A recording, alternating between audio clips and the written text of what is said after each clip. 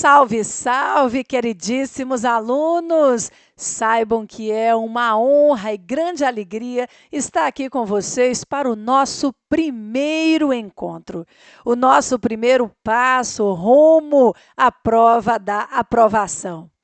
Bem, hoje nós vamos tratar da teoria geral da Constituição. Seu conceito, estrutura, elementos, diversas classificações, eficácia e aplicabilidade das normas constitucionais e muito mais. E falando dela, a Constituição. Esse vocábulo nos remete aos verbos criar, instituir, demarcar. A Constituição pode ser conceituada de forma simples como um conjunto de normas fundamentais e supremas responsáveis pela criação, estruturação e organização jurídico-política do Estado. Para o grande publicista Georges Bordeaux, a Constituição é um verdadeiro estatuto do poder. Muito bem, agora nós vamos analisar a base principal da Constituição de 1988, que foi promulgada nessa grande data, às 16 horas de uma lindíssima quarta-feira. Bem, não se preocupem em anotar os conceitos, porque todas as nossas aulas terão material de apoio. Então, façam as suas anotações, é importante, mas não se preocupem para a aula para registrar os conceitos principais, tá certo? Porque tudo isso está aí no nosso material de apoio. Muito bem, turma, a Constituição, ela é apresentada por meio de 3 partes, um belíssimo preâmbulo, o corpo fixo, também chamado de parte dogmática, e as normas do ato das disposições constitucionais transitórias. O que precisamos saber sobre essa estrutura inicial da nossa Constituição cidadã? Bem, segundo entendimento doutrinário e jurisprudencial, vejam, o preâmbulo da Constituição, no julgamento da ADI 2076, foi considerado pelo Supremo Tribunal Federal como fonte de interpretação, mas não é norma jurídica. O preâmbulo é desprovido de normatividade e, em razão disso, não serve como parâmetro de constitucionalidade das leis, tampouco é de observância obrigatória nas constituições estaduais.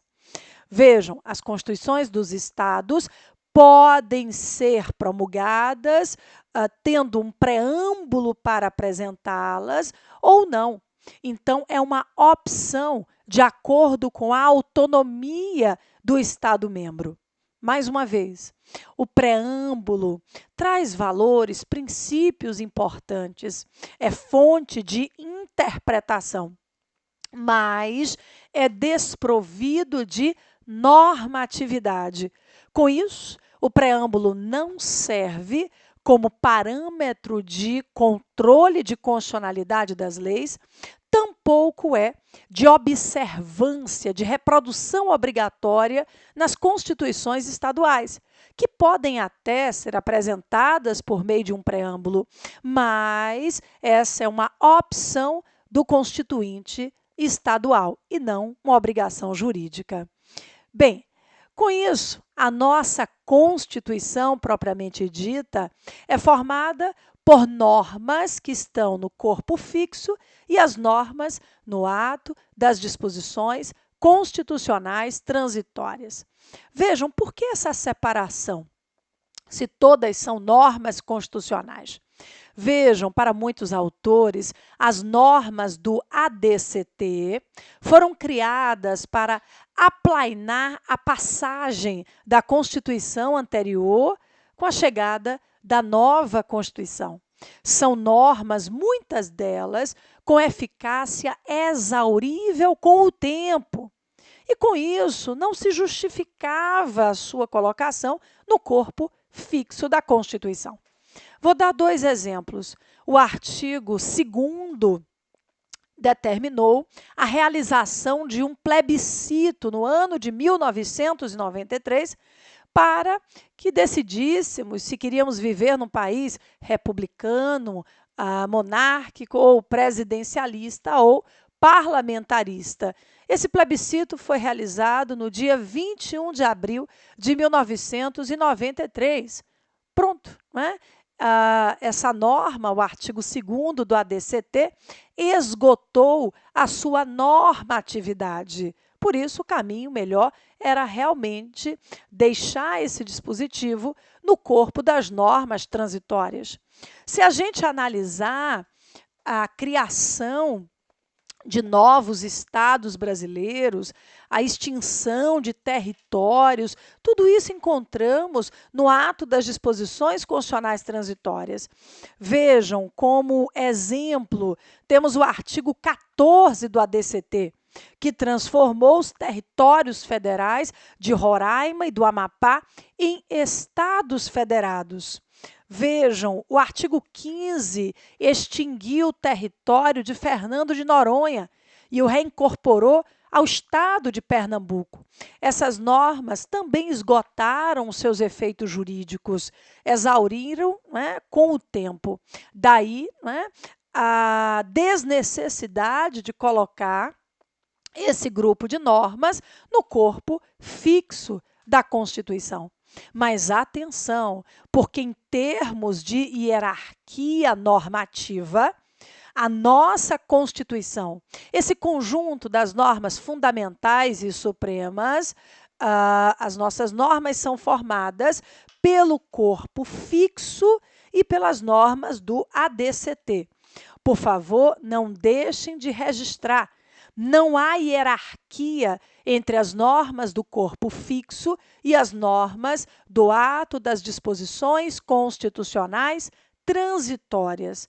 Em tese, todas essas normas formam o parâmetro de controle de constitucionalidade das leis. Então, não há hierarquia entre as normas do corpo fixo e aquelas que estão no ADCT. Em caso de eventual conflito entre uma norma do corpo fixo e outra do ADCT, provavelmente o conflito será resolvido por aquela norma mais específica para resolver a situação. Essa é uma regra, inclusive, de hermenêutica.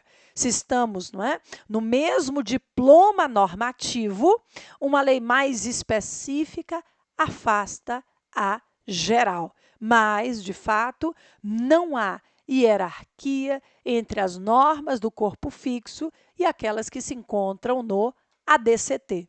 Podemos dizer, portanto, que as normas constitucionais são, né, formadas pelo corpo fixo e pelas normas do ato das disposições constitucionais transitórias. E essas normas constitucionais também sofrem uma divisão. Nós temos as normas constitucionais originárias, as que nasceram no dia 5 de outubro de 88, às 16 horas, de uma lindíssima quarta-feira, e temos também as normas constitucionais derivadas que foram inseridas ao texto da Constituição durante esses 30 anos do constitucionalismo brasileiro. Então, vejam, as normas constitucionais são divididas em 2 grupos, o das normas originárias e o das normas derivadas. Sobre elas, o que precisamos saber nesse momento? Vejam, no julgamento da ADI 815, o STF decidiu que essas normas constitucionais originárias, elas gozam de presunção absoluta de constitucionalidade.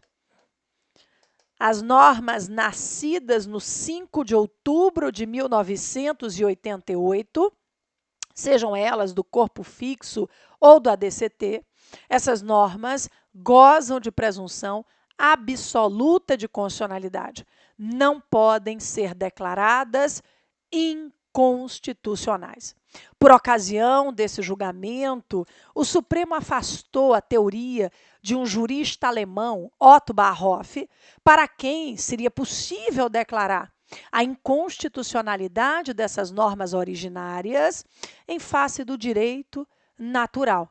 Então, atenção, no Brasil não se adota essa teoria. As normas constitucionais originárias não podem ser declaradas inconstitucionais. Elas gozam de presunção absoluta de constitucionalidade.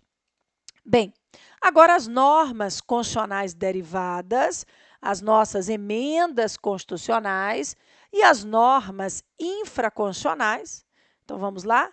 As normas constitucionais derivadas e as normas infraconstitucionais, que são todas as demais, as leis ordinárias, as leis complementares, os decretos legislativos, dentre outras espécies. Essas normas, turma, gozam de presunção relativa de constitucionalidade. Nascem produzindo seus efeitos jurídicos, mas podem ser declaradas inconstitucionais caso se observe alguma violação ao texto da Constituição. Então, fechando essa parte, as nossas normas constitucionais, formadas por aquelas que estão no texto desde o dia 5 de outubro de 88, com as normas constitucionais derivadas, elas são divididas, não é? As normas constitucionais são divididas nesses dois grupos. O daquelas que nasceram, não é, em 1988 e as normas que foram inseridas por meio do poder reformador. As normas originárias gozam de presunção absoluta de constitucionalidade. Já as normas constitucionais derivadas são presumidas relativamente constitucionais.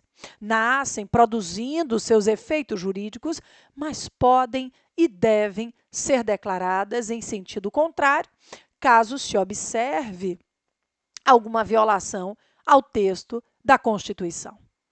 Muito bem, pessoal. Muito já se disse na história sobre as concepções, os conceitos associados à Constituição. Eu trouxe aqui para vocês as concepções clássicas, as que mais são cobradas em prova sobre a Constituição. E já adianto, o Supremo Tribunal Federal já fixou o entendimento de que adota múltiplas acepções sobre a Constituição. Então, o Supremo não se limita a analisar a Constituição à luz do seu sentido sociológico, político ou jurídico. O Supremo adota múltiplas acepções sobre a Constituição. Muito bem, minha gente, trouxe aqui para vocês, primeiro, o sentido sociológico sobre a Constituição. Vejam, na sua obra, A Essência da Constituição, Ferdinand Lassalle escreveu sobre o sentido sociológico da Constituição. Vejam, o grande jurista alemão sustentou que a Constituição seria um produto dos fatores reais do poder. Para Lassalle, a Constituição precisava representar os fatores reais do poder, questões culturais, sociais, econômicas. A Constituição era considerada um conjunto de fatos. Se não se respeitasse esse conjunto de fatores reais do poder, a Constituição não deixaria de ser uma mera folha de papel. Venham aqui comigo. Na visão do jurista alemão, Ferdinand Lassalle, nós temos a Constituição como sendo um somatório dos fatores reais do poder. E a Constituição que não estivesse conectada com esses fatores reais de poder, não deixaria de ser um mero pedaço de papel sem força da Constituição real, esta sim, o somatório dos fatores reais do poder. Vejam, vou dar aqui um exemplo para a gente compreender direitinho. Imaginem que num determinado reinado só há 2 cópias escritas da Constituição. Uma na casa do rei e outra na biblioteca daquela comunidade. Muito bem, a biblioteca pega fogo, né, e aquele exemplar acaba se transformando em cinzas. Imaginemos que a casa do rei, o palácio, né, sofre uma grande enchente e as águas levam aquele exemplar da Constituição. Aí é o momento de parar e perguntar: essa Constituição, ela representava os fatores reais do poder? Se a resposta fosse afirmativa, ainda que não existisse mais nenhum texto escrito daquela Constituição, ela continuaria a existir, porque é uma Constituição real, é uma Constituição que foi criada de acordo com os fatores reais do poder. Mas, ao contrário, se aquela Constituição que pegou fogo, né, ou que foi embora com as águas, se a Constituição não representasse esses fatores reais do poder, inexistindo o seu texto escrito, ninguém mais respeitaria a Constituição. Bem, nós podemos dizer que, na visão de La Salle, a Constituição ela é formada por fatos. A Constituição é fato. Os fatos inserem e são determinantes na formação das leis. Mas o que interessa aqui nesse sentido sociológico é a soma dos fatos. Muito bem. Para o grande Carl Schmitt, na sua obra Teoria da Constituição, nós temos aqui uma visão bem diferente.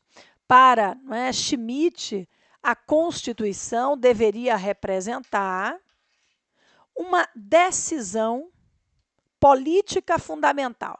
Então, atenção, para ser chamada de Constituição, ela precisaria representar uma decisão política fundamental.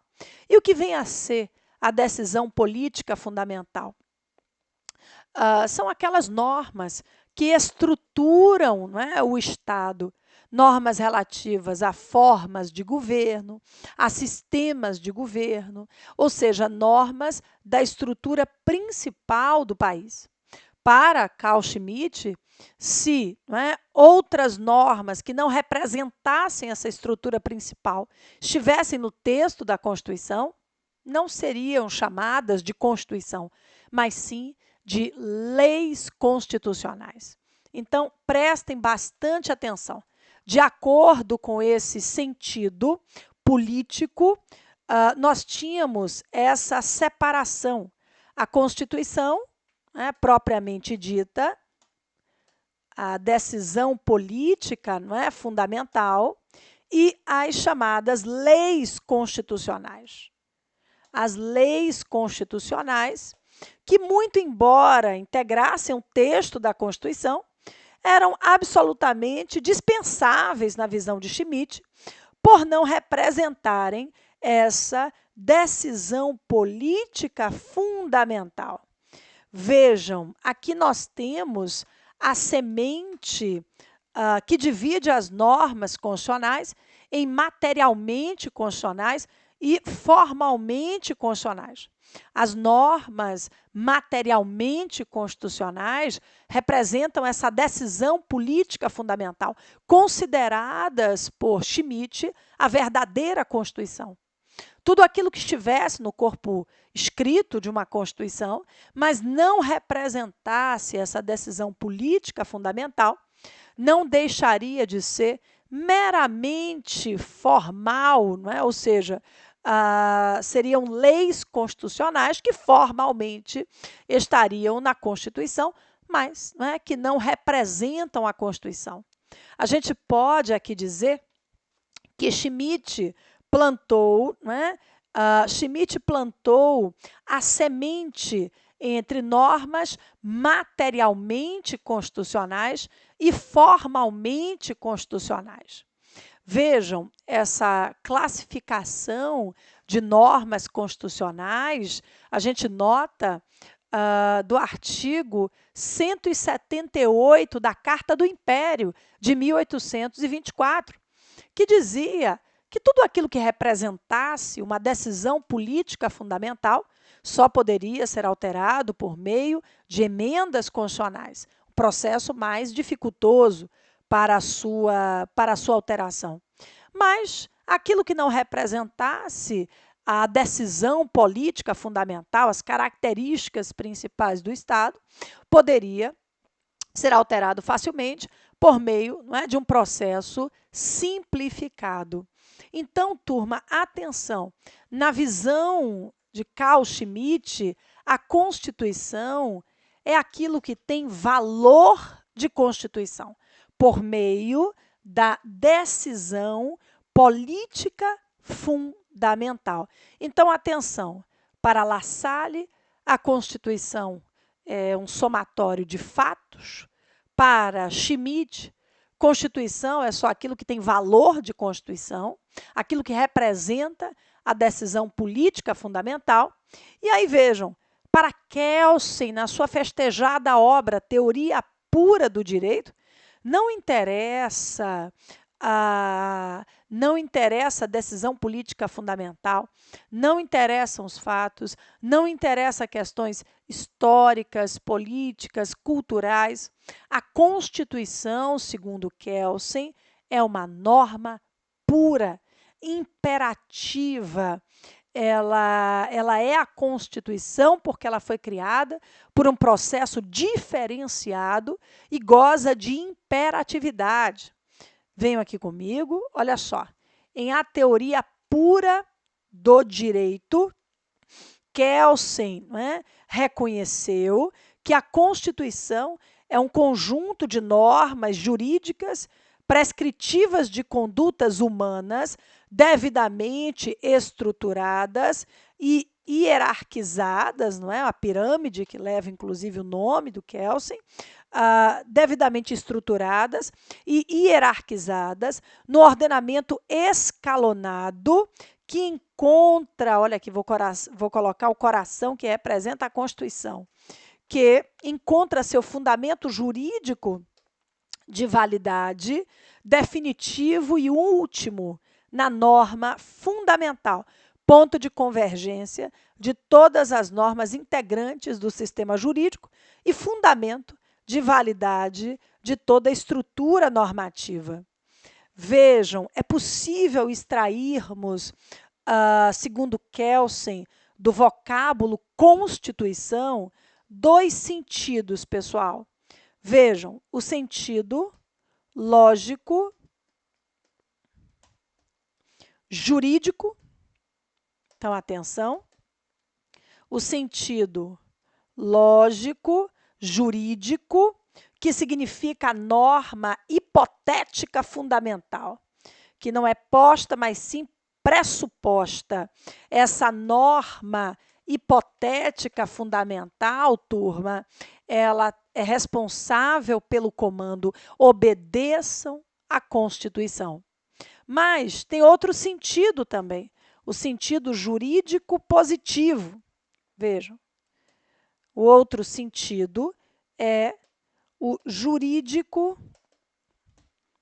positivo, que traz a Constituição como norma positiva suprema, que fundamenta e dá validade a todo o ordenamento jurídico. E como a gente vai ter a oportunidade de falar, a Constituição só pode ser alterada por um processo diferenciado daquele existente para a criação das demais normas jurídicas. Então, turma, atenção! Podemos dizer que para Kelsen, na sua concepção sobre a Constituição, bastava o fato de ela ser uma norma diferenciada, elaborada por um processo legislativo próprio, e depois, não é, de criada, serviria como base, não é, de validade, fonte de validade de todas as demais normas produzidas no país. Lembrem que cada uma dessas concepções tem pontos importantes, não é? Pontos que merecem ser aplaudidos, e as críticas, por exemplo, analisar a Constituição apenas como norma, descuidando dos fatos e dos valores, realmente não é o pensamento mais adequado. Muito bem, turma, vamos lá. O que eu trouxe aqui para vocês agora? Já falamos sobre a estrutura simples da Constituição, também, não é, cuidamos dos sentidos, das concepções principais a respeito da Constituição. Nesse instante, vamos cuidar dos elementos da Constituição. O grande José Afonso da Silva, que dispensa apresentações, divide os elementos da Constituição em 5 grupos. Olha só, são 5 grupos de elementos da nossa lei maior, do coração do ordenamento jurídico brasileiro. Nós temos os elementos orgânicos, limitativos, socioideológicos, de estabilização constitucional e ainda os elementos formais de aplicabilidade. Turma, prestem muita atenção. Os elementos orgânicos são também chamados de organizacionais e cuidam das normas que tratam da estrutura básica, não é, do nosso Estado. A sua forma de governo, a sua forma de Estado, o princípio da separação e harmonia entre os poderes. Vejam, nós encontramos nesses elementos orgânicos o título 1 da Constituição, que cuida dos princípios fundamentais. Podemos falar também do título 3, de organização do Estado, o título 4, da organização dos poderes. Então, muita atenção. Na estrutura, não é, da Constituição, nós podemos dizer que o título 1, que cuida dos princípios fundamentais, os títulos 3 e 4, que cuidam, respectivamente, da organização do Estado e da organização dos poderes, são considerados elementos orgânicos ou organizacionais, fazem parte da estrutura principal do Estado. Muito bem, turma, os elementos limitativos são aqueles que limitam e legitimam a atuação do Estado. São elementos formados por direitos e garantias fundamentais. Vejam, o título 2 da Constituição,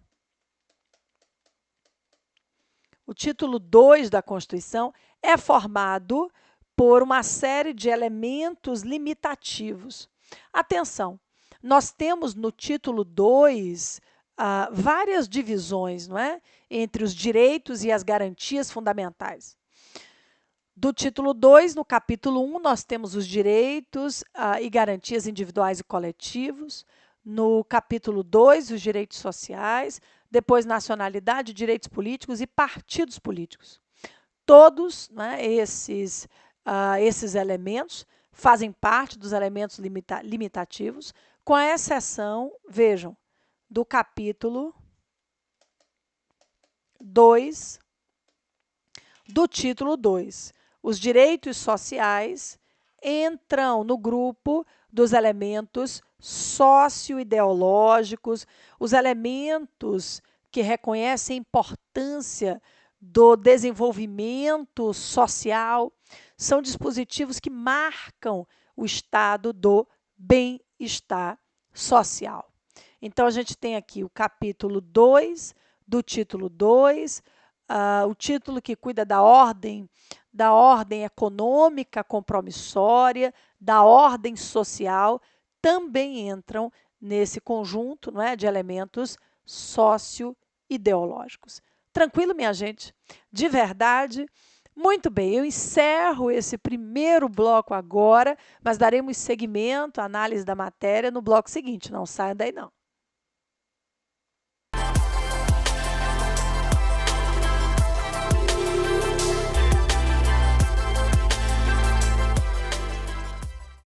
Muito bem, pessoal, ainda nessa parte dos elementos da Constituição. Nós temos os elementos orgânicos da estrutura principal, englobando aqui os princípios fundamentais, a teoria dos poderes, a organização do Estado, os elementos limitativos que tratam dos direitos e garantias fundamentais, mas atenção, dentro do título 2 da Constituição, os elementos limitativos abrangem os direitos individuais e coletivos do capítulo 1, os direitos relativos à nacionalidade do capítulo 3, direitos políticos, capítulo 4, partidos políticos, capítulo 5, e o capítulo 2, que trata dos direitos sociais, está inserido nesse grupo de elementos socioideológicos, os elementos que acabam aproximando o Estado do seu bem-estar social. Aqui nós podemos destacar, além do capítulo 2 do título 2 da Constituição, como exemplos de elementos, não é, socioideológicos, nós podemos destacar os títulos 7 e 8 do texto constitucional, que tratam da ordem econômica compromissória e também da ordem social. Muito bem, minha gente, temos aqui ainda os elementos de estabilização constitucional. Esses elementos estão relacionados à proteção da supremacia, da Constituição e também são elementos que visam defender o próprio Estado brasileiro. Então, prestem bastante atenção. Os elementos de estabilização constitucional são aqueles que defendem a nossa Constituição.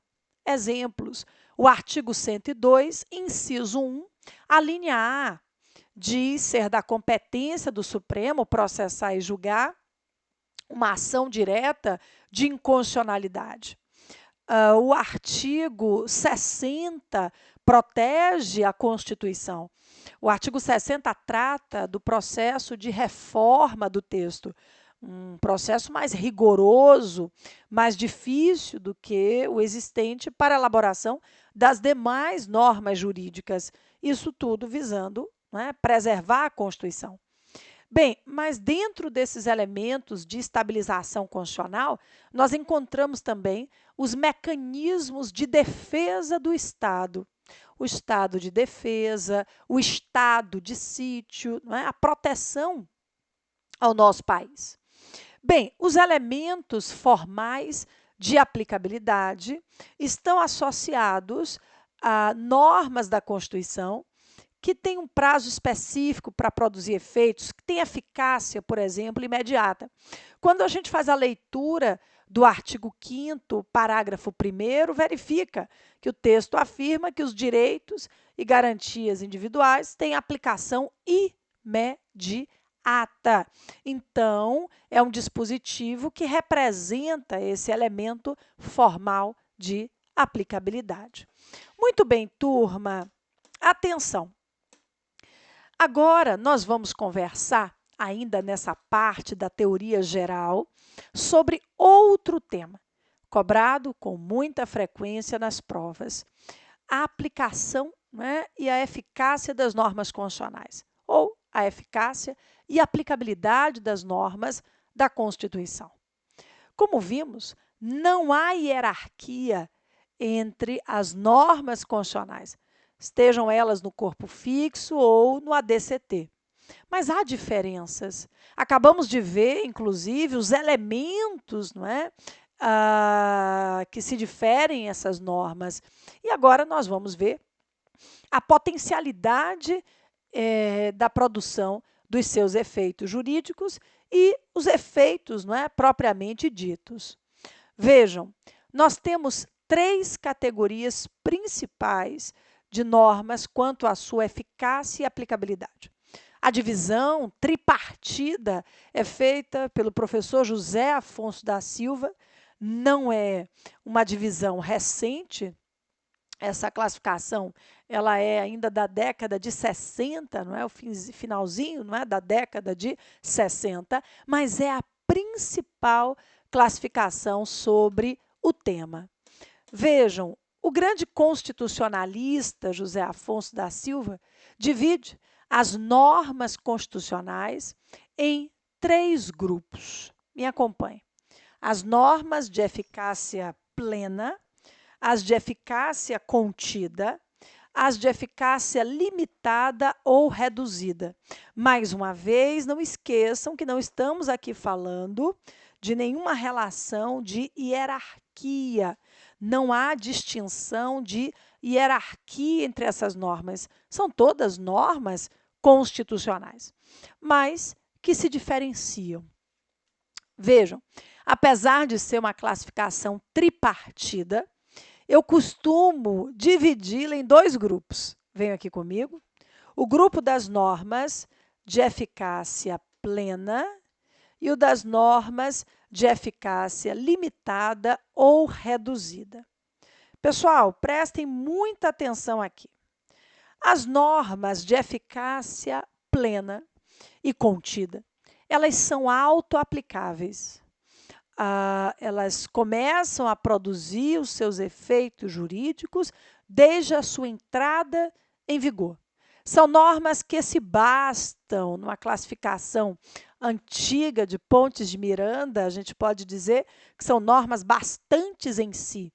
São normas que não dependem da atuação futura do poder público, nem da atuação legislativa, muito menos da atuação administrativa. São normas autoaplicáveis, self-executing, no direito norte-americano. Vejam, as plenas, elas possuem incidência direta, imediata e integral. Prestem bastante atenção aqui. As normas de eficácia plena, elas possuem incidência direta, imediata e integral. E o que significa isso? Bem, a incidência direta é porque não há entre a entrada em vigor da norma e a produção dos seus efeitos jurídicos, a necessidade de uma atuação regulamentadora por parte do Estado, de uma atuação administrativa. A norma já incide diretamente sobre aquele assunto. Bem, a incidência imediata está associada a aspecto temporal. Não há um intervalo de tempo entre a entrada em vigor da norma e a produção dos seus efeitos jurídicos. Já a incidência integral, de acordo com a visão do professor José Afonso da Silva, indica que a norma de eficácia plena não pode sofrer restrições, condicionamentos no plano infraconstitucional.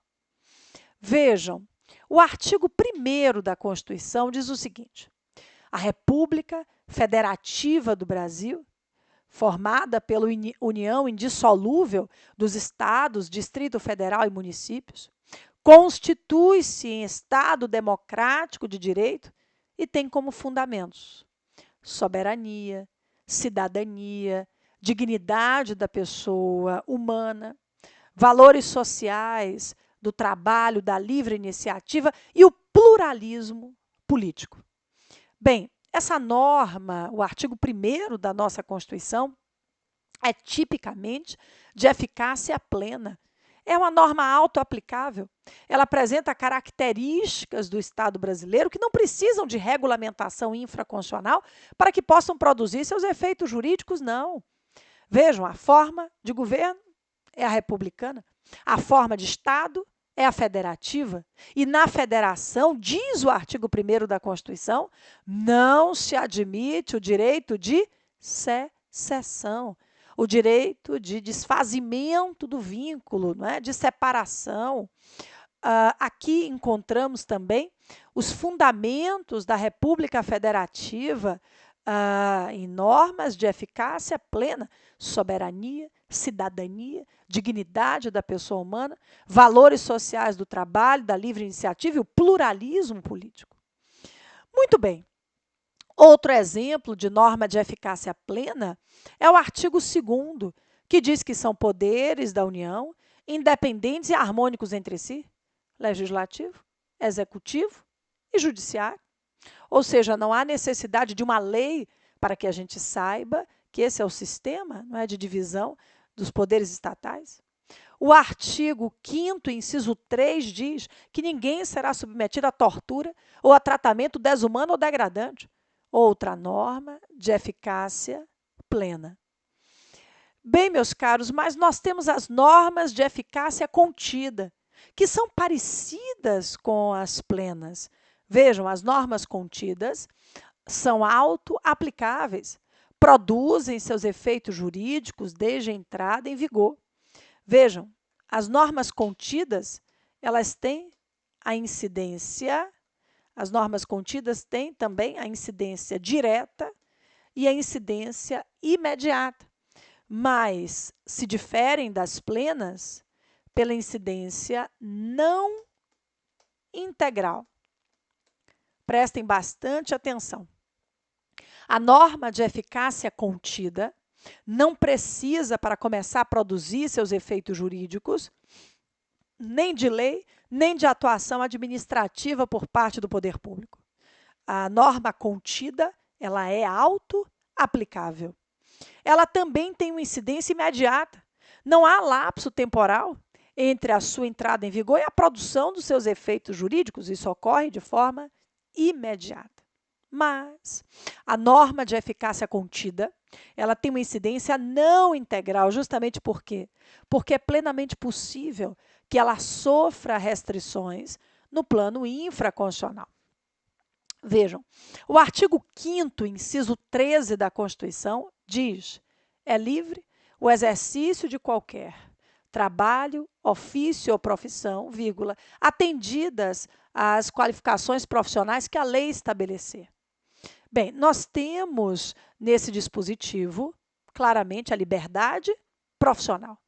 Mas é uma liberdade que pode, eventualmente, sofrer restrições no plano infraconstitucional?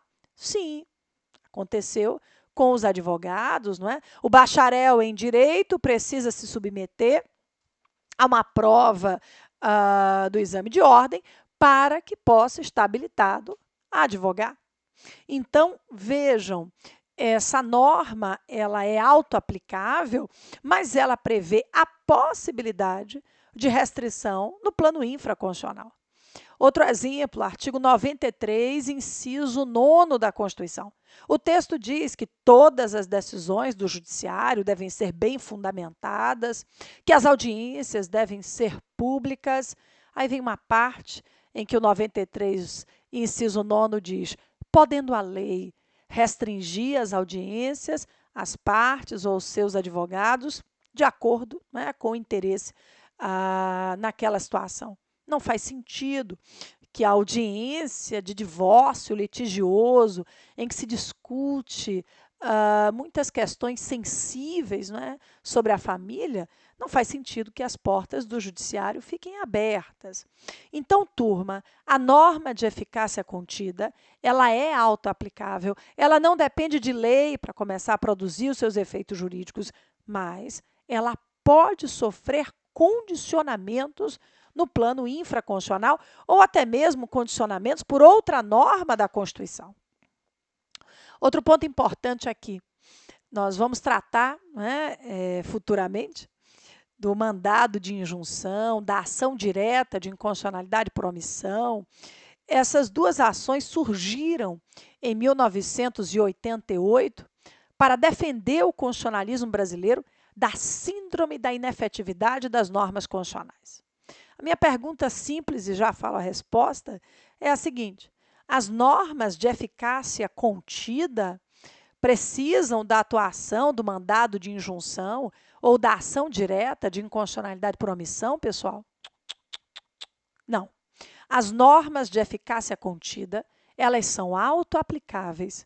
Elas não precisam de lei, tampouco de atuação administrativa do poder público para que possam produzir seus efeitos jurídicos. Elas são muito parecidas com as normas plenas, com a diferença de que a norma contida, ela pode sofrer restrição no plano infraconstitucional. Pode ser que essa restrição nunca ocorra, mas existe a possibilidade da restrição de acordo com a própria leitura da redação do dispositivo constitucional. Eu trouxe aqui para vocês, inclusive, essa análise. As normas de eficácia plena são aquelas que, desde o momento de sua entrada em vigor, estariam plenamente aptas a produzir todos os seus efeitos jurídicos. Coloquei aqui como exemplos os artigos 1º, 2º, 5º, inciso 3, e vocês podem registrar nas anotações para a prova da aprovação que os remédios constitucionais, habeas corpus, habeas data, mandado de injunção, mandado de segurança, ação popular, também estão previstos no artigo 5º da Constituição por normas consideradas de eficácia plena. Então, os remédios constitucionais são exemplos de normas de eficácia plena. Bem, a semelhança das normas plenas, como eu informei, as contidas também podem produzir os seus efeitos jurídicos desde a sua entrada em vigor. Agora, o que as diferencia das plenas é a possibilidade de restrição no plano infraconstitucional. E também, como eu disse, no âmbito constitucional. Vejam, além dos exemplos do artigo 5º, inciso 13, que trata da liberdade profissional, e do 93, inciso 9, que versa sobre as audiências, eu trouxe aqui para vocês o artigo 5º, inciso 15. O 5º, inciso 15, trata da liberdade de locomoção, que é garantida pela Constituição. Mas, na redação do artigo 5º, inciso 15, nós encontramos a possibilidade de restrições no plano infraconstitucional da liberdade de ir e vir. Ninguém pode sair do país sem um documento válido, há restrições de bagagens, etc.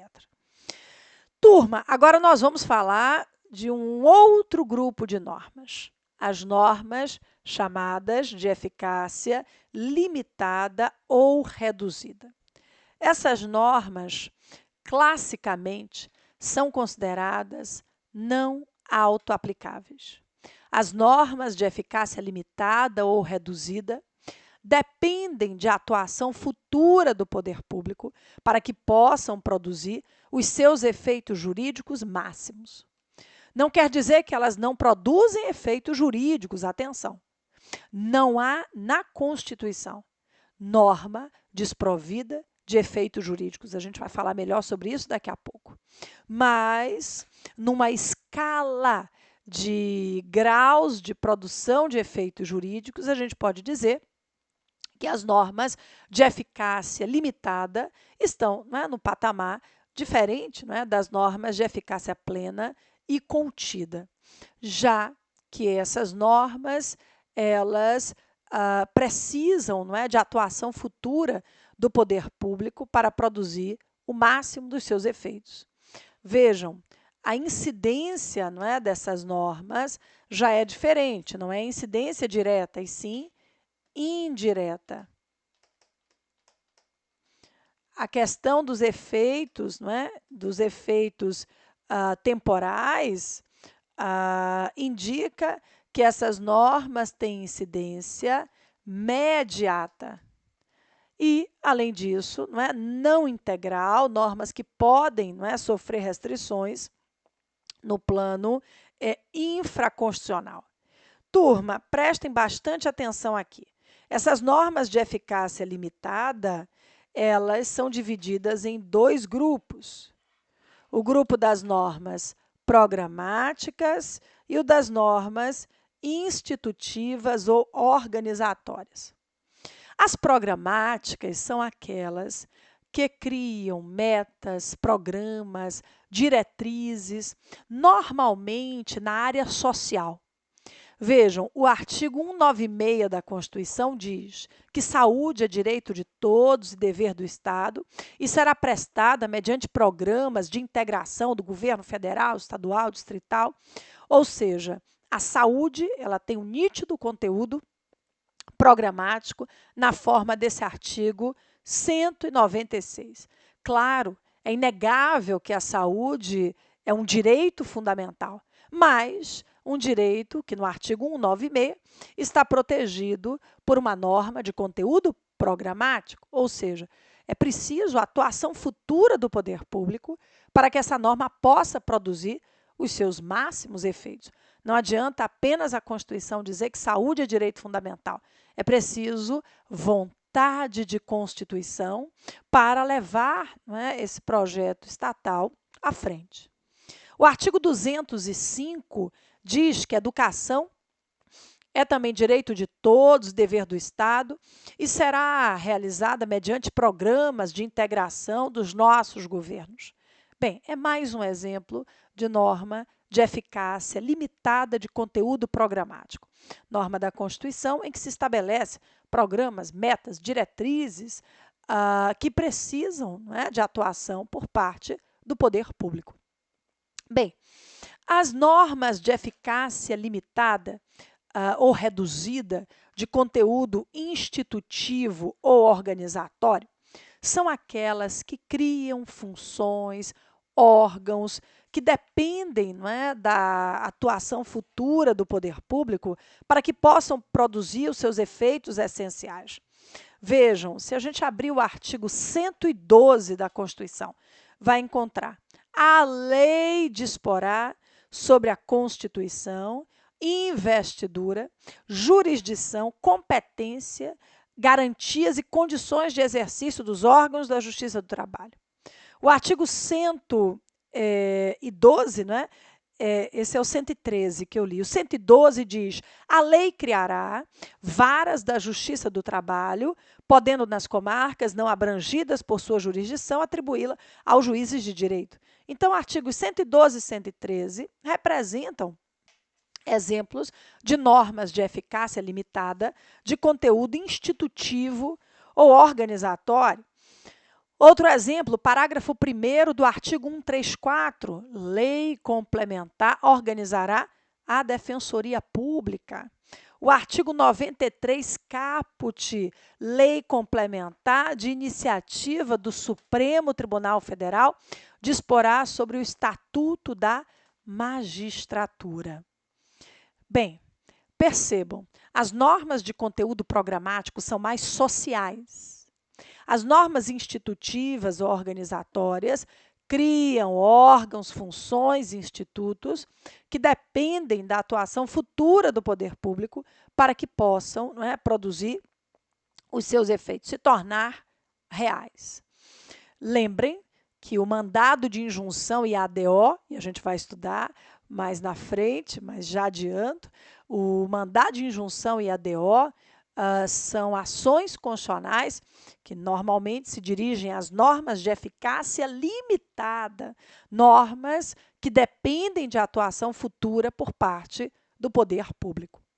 Outro ponto importante, apesar de existir diferença de graus quanto à aplicabilidade e eficácia das normas constitucionais, é importante lembrarmos que não há nenhuma relação aqui de hierarquia.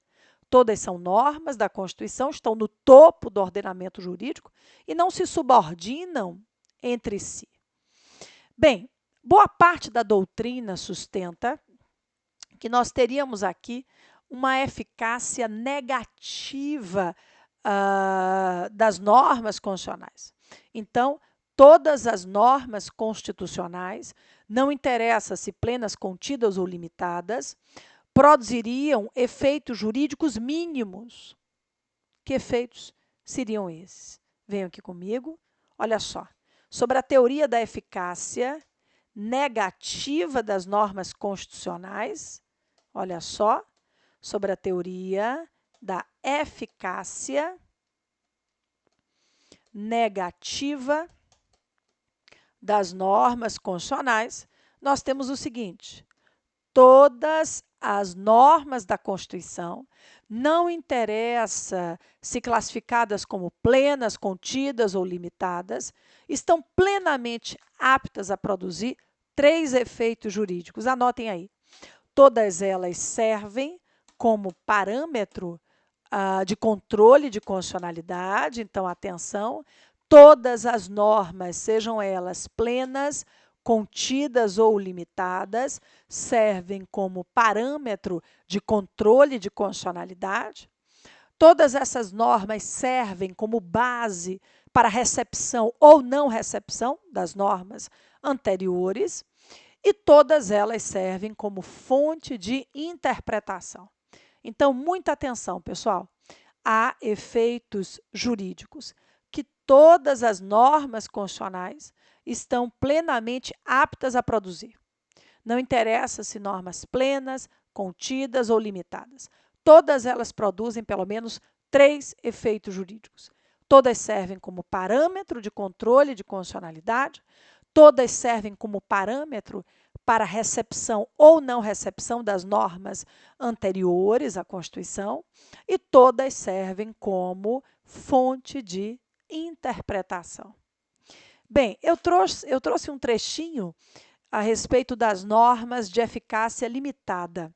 Vejam, as normas de natureza limitada produzem efeitos jurídicos reduzidos, tendo em vista que dependem da atuação futura por parte do poder público para que possam não é, produzir os seus efeitos jurídicos máximos, né?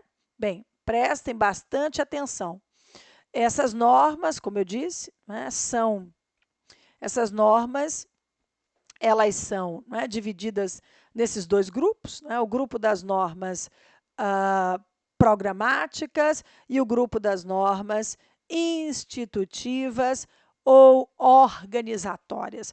As programáticas são as normas de conteúdo mais social, aquelas que vinculam, não é, o Estado ao estado do bem-estar social. Normalmente tratam dos direitos de segunda dimensão ou geração. Vejam, aqui coloquei alguns exemplos, artigos 196, 205, não é, que tratam, respectivamente, de saúde e educação, e ainda o artigo 211, não é, da Constituição, que ainda versa sobre educação. 215, a gente pode falar aqui também, que trata da cultura.